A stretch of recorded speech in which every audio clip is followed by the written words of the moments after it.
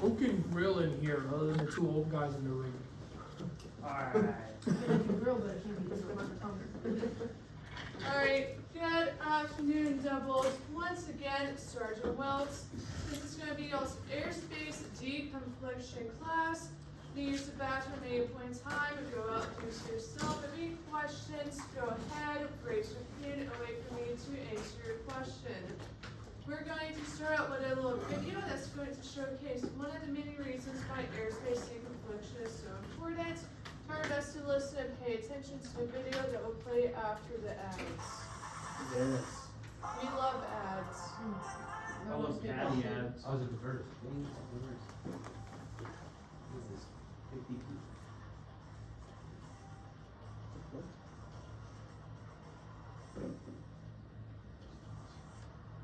July 24th, 1993. It's the 75th anniversary of the British Royal Air Force, and over 150,000 people partake in the festivities. Flights from all over the world join the air show celebration. But the most anticipated performers are the rarely seen Soviet MiG-29. For years, these top-secret fighters were the centerpiece of the Soviet Air Force. Now they're on display for the world to see. And to make sure the show is truly spectacular, the Soviets put their two best test pilots behind the controls. But that's no guarantee that their performance will be flawless. As the pilots engage in a series of high-speed crossover Ooh. Yeah. but on the last one, they lose sight of each other. And a split second later, at over 300 miles per hour, disaster.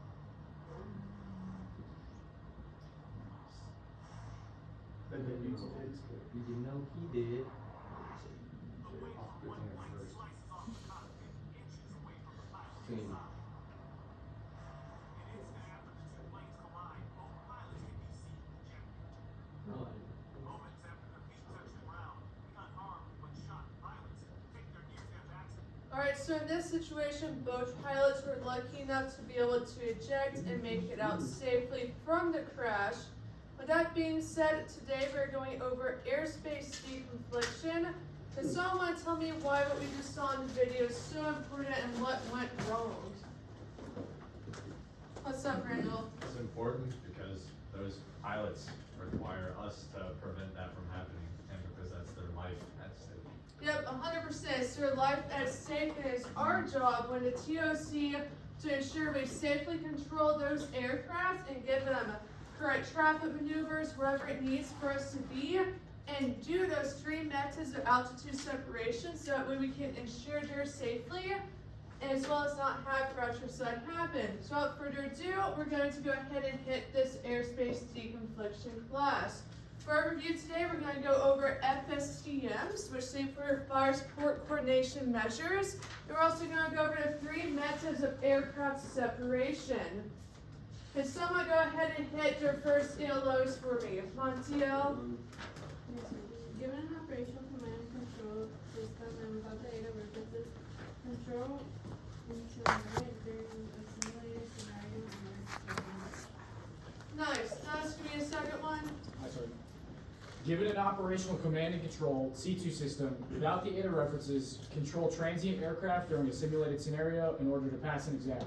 Alright, Kel, Barnhart, give me the last one. Given an operational C2 system and without the aid of references, make a traffic deconfliction call during a simulated scenario. Alright, these are those ELOs you guys have. Make sure when you get to those portions of the PowerPoint, you guys highlight those answers, and they may or may not be on your test. Alright, so first we're going to get into our FSTMs. Once again, that stands for Fire Support Coordination Measures. The purpose of an FSTM is going to be expedite attacks on targets. It's going to provide safeguards to our friendly troops, protect our sites and infrastructures. It's going to help reduce the coordination by having these FSTMs in place. They're going to be in place in areas where commanders decide to employ these FSTMs. We also have maneuver control measures along with these FSTMs. We have two types of FSCMs, so we're going to go over both of them today. We have permissive and restrictive FSCMs. These FSCMs are mainly going to be used to protect our troops, to reduce/delete that fracture side, and also reduce that coordination and help provide us expeditious attacks for our targets, aka the enemy. Do you have any questions on this slide? Alright, permissive FSCMs. The goal of permissive FSCMs is to facilitate the rapid engagement of targets. So, with permissive, the goal is to provide that rapid engagement for our targets without having clearance from the ground commander, but we have to meet certain circumstances. So we have more coordination that we don't have to do, so we don't have to coordinate as much by using permissive FSCMs. So some of your permissive FSCMs can be your CFL, Coordinated Firing Line, FSCL, Fire Support Coordination Line, your BCL, Battlefield Coordination Line, your kill box, and your free fire area. One thing that's cool about the Battlefield Coordination Line is we're getting it to the Marine Corps, so we only as Marines will use the BCL. So first going into that CFL, which is your Coordinated Firing Line. The goal of the CFL is going to be a line beyond which conventional and surface fire may fire any times when establishing headquarters without having to coordinate those fires and maneuver units. Some of the things you guys can see at the CFL can be your mortars, your field artillery, and your surface fire supports. So you're thinking of the CFL, think there's no good guys here. You have little to no fratricide risk, and there's going to be no time lost coordinating, because here at the CFL you do not have to coordinate, which is the purpose of having this permissive FSCM in place, because that means we're able to fire beyond conventional surface fire support lines by having the CFL in place. And this is going to be things like your mortars, field artillery, and your naval fire support. For your FSCL, it's a bit different. This is going to be a line that's going to facilitate expeditious attacks of targets of opportunity. It's going to be all forms of fire support without additional coordination. So how the CFL was mainly your mortars and artillery, this can be all forms of fire support, whether it be air, land, or sea. So right here, this portion, CFL is going to be organic indirect fire, so think artillery. FSCL is going to be everything that's air, land, and sea.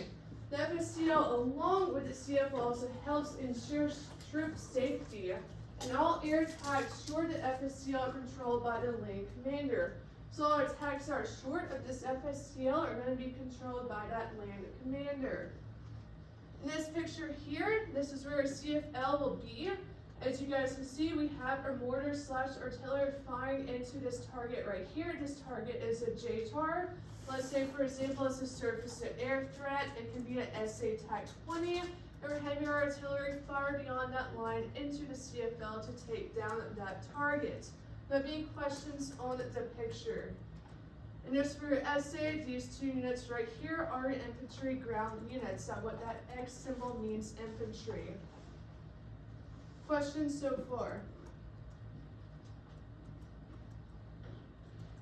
Now, when you're looking at your FSCL, you're going to be firing through the CFL all the way to the FSCL. So you're seeing right here, we're taking on this JTAR-3 TAC-3. Let's say again, this is an SA TAC-8, another surface-to-air missile. Once again, remember with the FSCL, it can be air, land, and sea. It don't always has to just be our artillery capabilities as well with that. You guys can look at the picture I drew up on the board right here to the right. It breaks it down a bit more. So typically you will have your FSCL, your BCL, and your CFL. They don't always have to be portrayed as a straight line. It depends on the curvature of the earth and how per the operation the coordinates are decided for your FSCL, BCL, and your CFL. So, for BSCL, once again, it's going to be a Marine Corps organic term, which means only us as a Marine Corps would use their BCL, which is your Battlefield Coordination Line. So, the purpose of the Battlefield Coordination Line, so it's going to be a line beyond the CFL, but short FSCL, so you guys can see right here, it's typically in the middle. Its purpose is to allow our MACTAF aviation assets to attack surface targets without having coordination from the ground commander in his or her areas of operation. So by having this BCL, we're reducing that need to have that coordination aspect.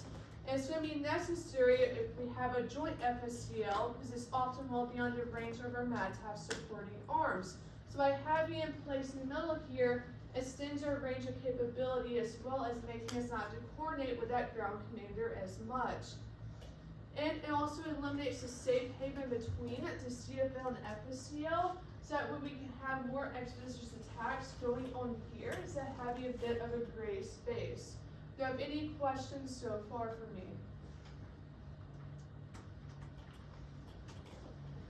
Now this is a picture that breaks it down a bit more.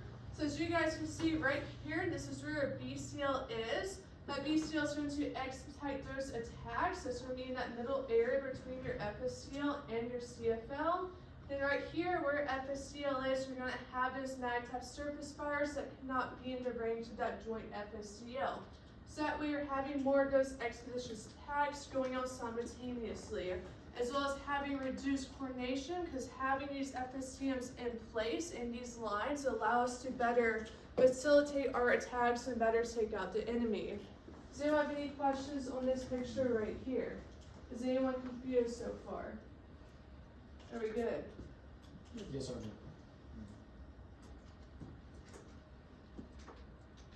Alright, next we're going to go over your kill box. Your kill box is always going to be a 3D dimensional area, like this picture right here. So think of a Rubik's Cube in a sense. So this kill box is going to be that 3D area that's going to be used to facilitate the integration of fires.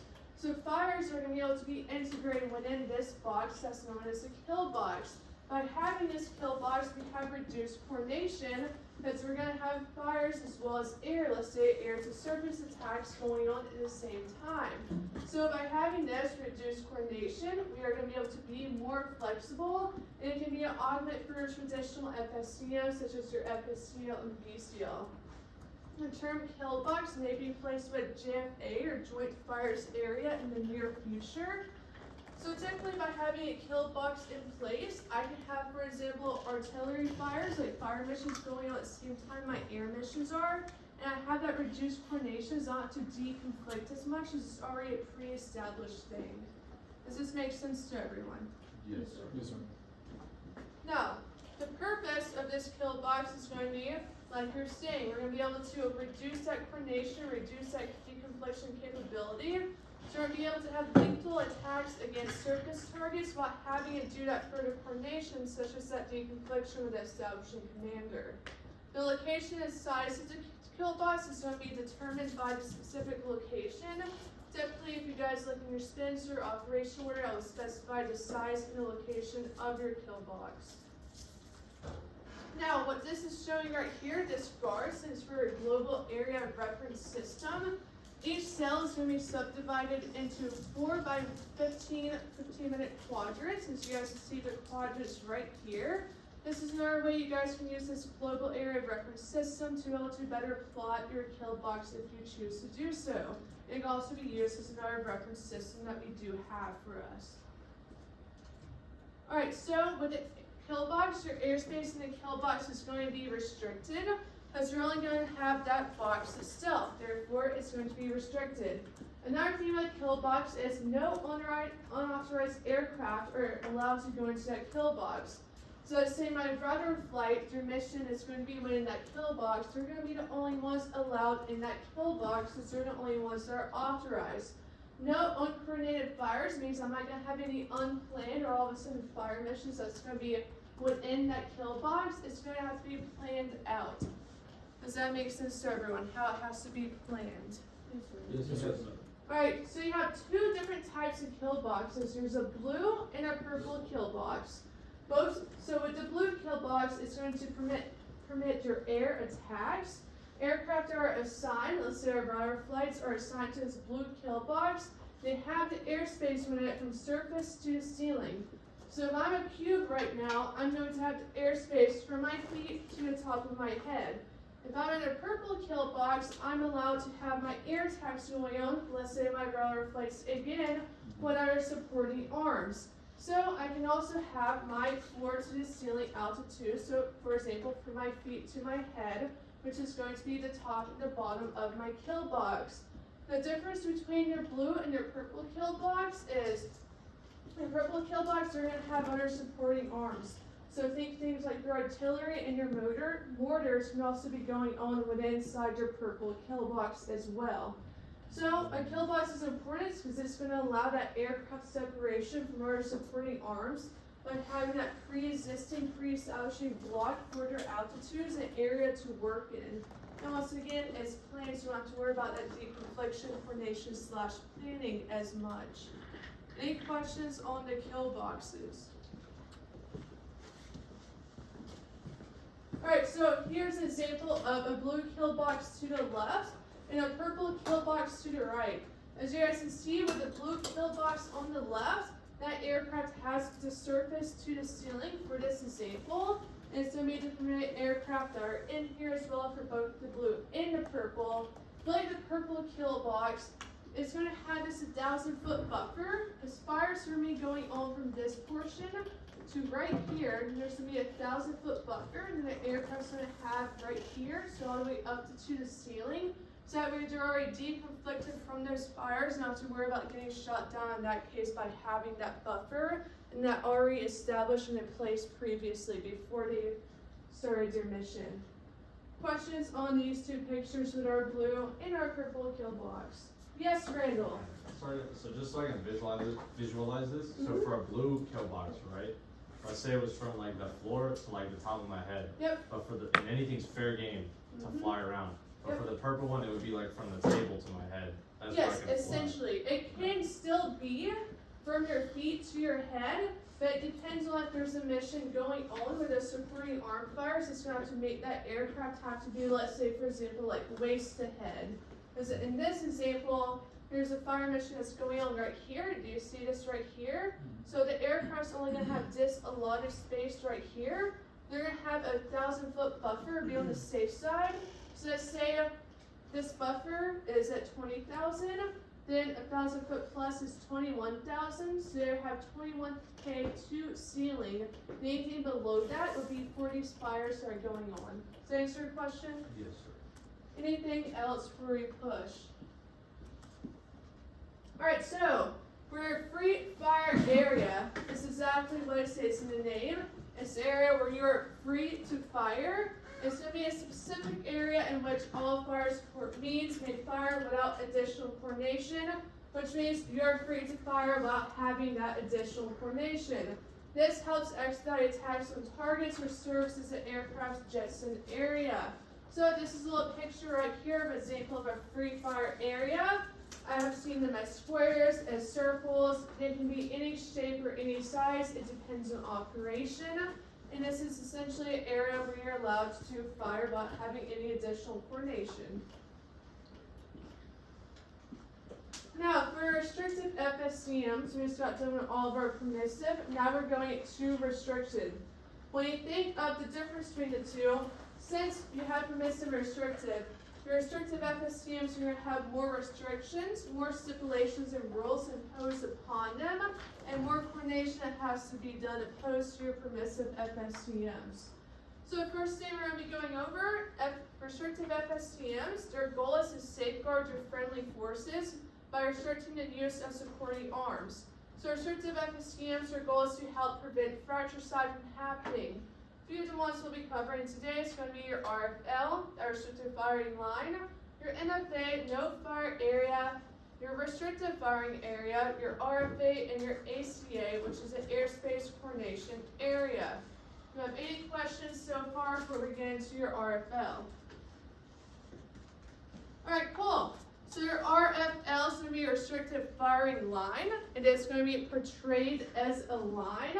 As you guys can see in this picture right here, it's going to be a line that's going to be in between your converging friendly forces, and it's going to prohibit, so eliminate, fires or effects from fires from units across the line without coordination. And then these forces could also be moving at the same time. So if I'm right here, and there's this other unit right here, and I have my RFL right here, I'm not going to be able to fire across this line without having coordination done. So unless I let this other unit know about this, they're like, hey, you're good to fire, I'm not allowed to fire across this line to their side. Does that make sense? Yes. Yes, sir. Now, for a no fire area, this is going to be an area where you will not be allowed to fire at all. It can be portrayed in any shape or size. This is how it's typically portrayed, as it will always be a red outline with red slashes inside of it, whether it be a circle, a square, so on and so forth. There are a few exceptions to this no fire area though. If the establishment headquarters approves fires for a temporary basis for a specific reason, if the commander's like, hey, you guys can fire for X, Y, and Z for only this set amount of time when inside this NFA, then it's allowed. Or if the enemy engages with our friendly forces from within the NFA. So let's say I'm inside this no fire area right here, an enemy decides to attack me, I'm going to fire back in self-defense. Outside of those two things, you are not allowed to fire in no fire area at all for no reason. Questions on this? Alright, next we're going over your RFA, which is going to be a restricted firing area. So it's going to be an area in which you have specific restrictions imposed. So fires that exceed those set restrictions are not going to be allowed to fire in that area. So typically it's always going to be portrayed as a square. Sometimes I've seen them as a circle though. It's going to say RFA. It's going to have that date timer for how long it's effective for and whatever those restrictions may be, and then your establishing unit. An example of those restrictions could be no ordnance over 500 pounds. So if I have ordnance at like a 1,000-pound bomb, I'm not going to be able to go into this restricted firing area since I do not meet those said restrictions. If I had a 400-pound bomb, then I could go into my RFA. Does this make sense to everyone? You'll always have the restrictions specified, and those restrictions have to be followed. Alright, now your ACA, this is going to be your airspace coordination area. This is going to be a three-dimensional block of airspace, and it's going to be established by the ground commander. Aircraft must stay within this ACA, and surface fires must stay out. So the purpose of this ACA is going to be allowing our aircraft to continue to fly without canceling fire support. You have two different types of ACAs. You have an informal and a formal one. The formal one is typically pre-planned. You have detailed planning when it comes to this formal one. Informal is typically on the spot and a result of having that rapid planning and rapid coordination. So it's not as detailed as your formal one is. So this is an example of a formal ACA right here. You have this 3D block for your aircraft to fly in. There's no surface fires inside of this, but on the outside we have a surface fire happening. Let's say this looks like a tank, and then there's a mortar over here that's firing above and away. So our aircraft are safe as long as they stay within this ACA, airspace coordination area, inside this 3D block of airspace. Now for our informal ACA, this is going to be the rapid planning one, so it's not going to be as nice and as pretty. We still have our 3D block of airspace right here, as you guys can see. And we have a stay below altitude as well as a max altitude. So they're staying inside their 3D block for ACA, and there's this fire mission going ahead above them. They have a stay above and stay below altitude, so as long as they stay within those altitudes and within that ACA, that airspace block, they are safe. So that way, with this ACA, we can still have fire missions going on and our aircraft still conducting their missions. Any questions on our ACA?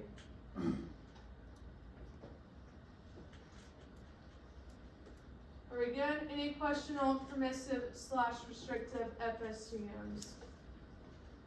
Alright, well I have a question for you guys. What is the purpose of a no-fire area? What does it do? What does it not allow? Prohibits fire Prevent from fires, fires in the protect area civilians or cultural areas. Yep. Does my formal ACA require detailed planning or rapid planning?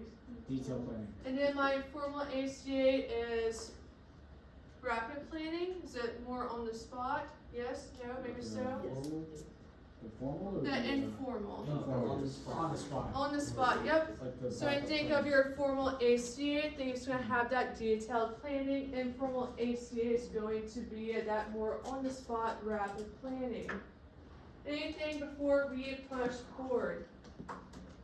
Alright, next we're gonna be covering our 3 methods of altitude separation for our aircraft. Correction, aircraft separation. As a TOC, we are responsible for having aircraft separation. So we must have our aircraft separated from our aircraft in order to prevent things like that video we saw earlier in the class from happening. We do not want our aircraft to collide with each other. We do not want to be the cause for fratricide. It is our job and our duty as controlling in the TOC to ensure these aircraft are safe when they are flying. So we have 3 different methods for aircraft separation. We have lateral, /distance, time, and altitude. You must always have one method of these 3 at a minimum. Always one at a minimum. The purpose of this is to ensure safety of flight. Why might we want to do this? Forget what happened in the Prevent video. collisions. To prevent collisions, yes, prevent fratricide. Mhm. Alright, so the first one we're going to be going over is time separation. So separating your aircraft by time. Typically, your ATO, Rivera, what's this ATO stand for? Airspace ATO, aerial tasking order. air tasking order. So our ATO may naturally separate our aircraft, but it does not always naturally separate our aircraft by time. So among aircraft and surface to fires, it kind of requires a bit more of detailed coordination for us to do time separation. So let's say I have 2 missions going on the same route as each other. My Umbrella 1112 flight, I'm going to have going that route at 0800. Let's say I have a section of Venom flights, I'm going to have them going the same route at 0805. So then they are separated by time. Does that make sense to everyone? Yes, Sergeant, yes. Now if we're having time separation as well as surface fires going on, we're going to have to coordinate that a bit more. So we have to make sure our aircraft are separated and away from those fire trajectories and effects. So if we know that there's a fire mission going on in the vicinity of where our aircraft is, we will let that aircraft know about it and maybe put them on alternate control points or alternate routes so they're not in the way of that fire mission and not at risk of getting shot down. Do you have any questions on time separation? Alright, cool. Lateral separation. We're going to separate our aircraft laterally. One of the things we can do is assign different routing. We can use control points. So as you guys see up here on the board, I have control points. Remember from our sims last week, we utilized control points. If I have 2 aircraft wanting to go to KPN, which is your RTB, I can have, for example, one take Subaru and Porsche, and the other mission take Lotus and Nissan. Just so that way they're doing different control points and they're separated laterally. I don't have to worry about them crashing into each other. Or I can just separate them by time if I want to. Do you have any questions on lateral?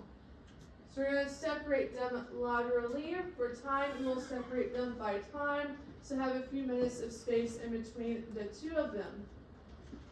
The last one we have is going to be altitude separation. So if I have one aircraft on the same route at 20,000, I would put the other one at 22,000, so they have separation between them. Typically, you always want at least 1,000 foot of altitude separation. So for aircraft, you can assign different altitude blocks. So this example right here has a CAS stack, your close air support stack.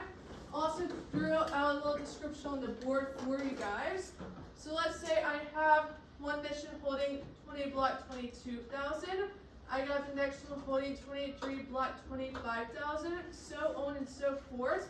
Just so that way each aircraft has 1,000 foot for their own. They also have 1,000 foot block in between them to the next 2 section of aircraft. Do you have any questions on altitude separation?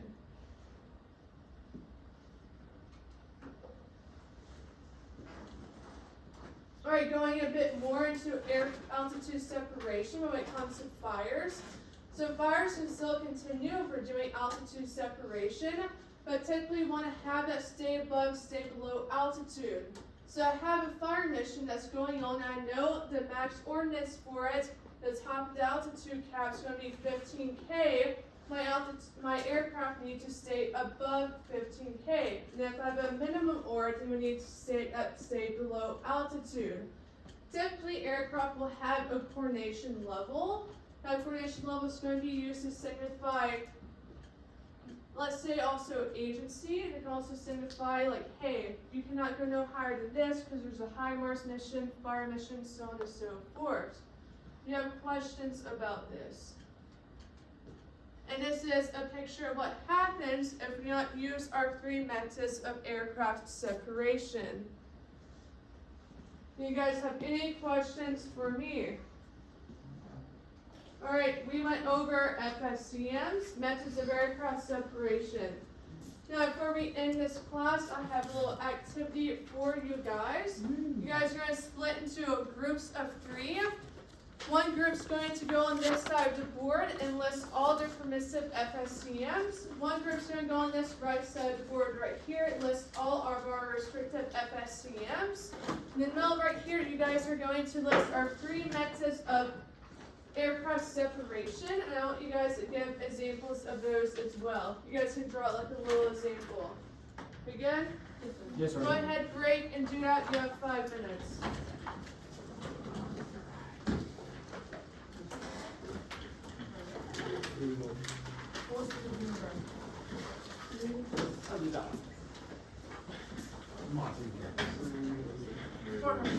Huh? Dusty control. I agree. Oh. Yes. Restricted fire line, no fire area.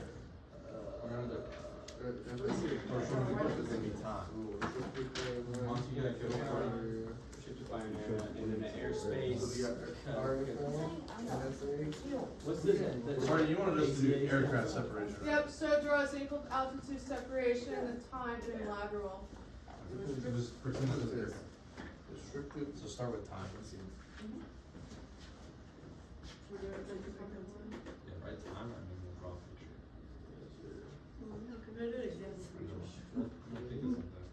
Alright, and then the next one's gonna be.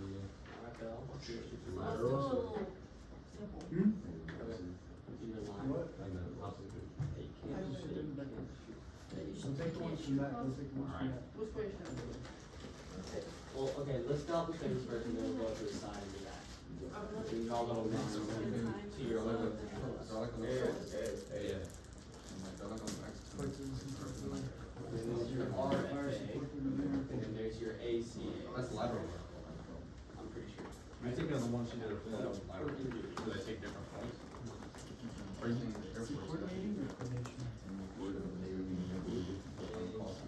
Or coordination? It's his airspace coordination. Coordination. That's coordination.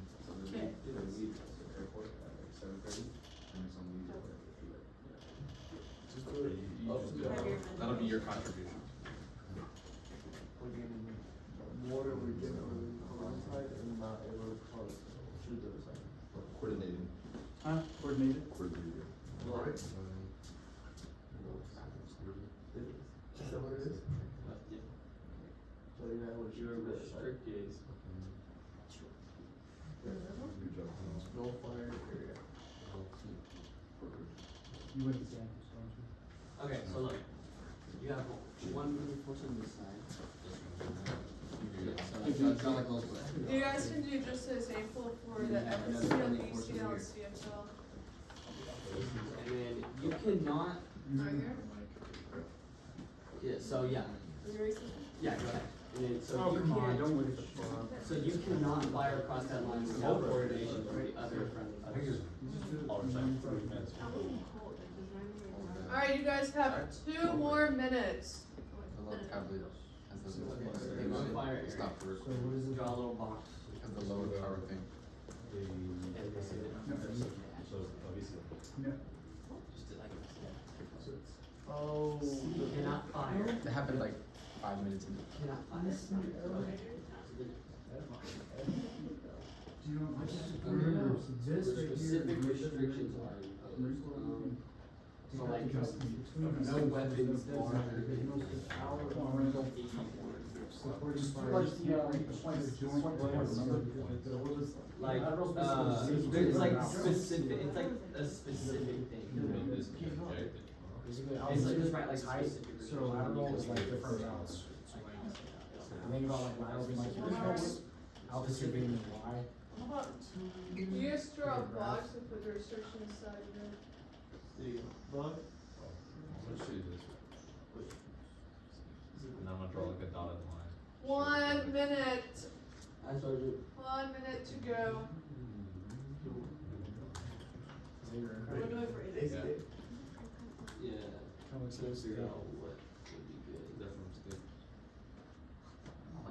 There's your formal and informal, so. So this one like what, southeast west, special or just like. This was the big one. This was the big one. Oh, yeah. There's no rest. His look like staples. Alright, you guys are done. Turn around and look at me. Alright. Colin, step back. Sergeant Jones, here we are. Alright, Sergeant Jones, explain to me your permissive FSCMs and then the picture you have depicted. So our permissive FSCMs, right? So we have the CFL, Coordinated Firing Line, the FSCO, Fire Support Coordinating Line, BCO, Battlefield Coordination Line, the FFA, Free Fire Area, and then the kill box. And then for the example, we only have the CFL, FSCO, BCO, right? So you have your CFL, which is for any land, whatever, the firing support for land, right? So we have a SAM site here, already here with the infantry units, shoots that, right? Our BCL, which is created by the Marine Corps because most of our operations with FSCLs are joint, and that's too far for our supporting measurements, so we created our own BCL. And so our aircraft can fly in there, blow shit up, and then obviously aircraft past the FSCL blow stuff up without any kind of further coordination with ground units. Hey, firm, give him one. Another week. Randall, Yes, sir. your turn for your aircraft separation. Right. So first up, we got time. So for this example, we drew, this is gonna be an airport, I'll just put a P for now. So this X represents the airport, and so the example we did was this aircraft up here, RTR 11, left at 0730, whereas the next aircraft down, DL 12, left at 0800. So they have that time between when they took off, so that they have already got like a gap between them. For the next one, for lateral, we went with, there's these two aircraft and they're taking different routes to get to where they're going, so that they don't have any issues en route. And as for altitude, this one's at 1,000 feet, and then there's that 1,000-foot margin between them, and this one is at 2,000. Give him one. Kill! Lester, restrictive FSCMs. So I honestly didn't know we were doing that decode of drawings. But for restrictive, we did like, this is like the line, and you have like one aircraft on this side and one on this side. It's like you can't, honestly can't remember how we. So I have a ground unit on the left side, a ground unit on the right side. If I'm the ground unit on the left side, I'm not going to be able to fire across that line to other unit unless I get coordination / approval from them. So that's what this one's Yep. going for. From this one. And then no fire areas, just, we honestly just do a box, or you'd see like a circle or something, and then just shade it, and it's like, you're not gonna fire in this Yep. area. And then RFA is, we just drew a box and we wrote specific, because you need like, it's like very specific, like things that you can and can't do in that area. And we didn't get to do, example for the Yep, ECA. you're good. So for your RFA, one example could be no bombs over 1,000 pounds. And if you're ACA, we have what, two types? Formal and informal. Formal and informal. Alright, do you guys have any questions about this activity we just done? Anything you need clarification on? You guys are good to sit down. This concludes my class. Once again, I am Sergeant Wilkes. This has been your airspace deconfliction class.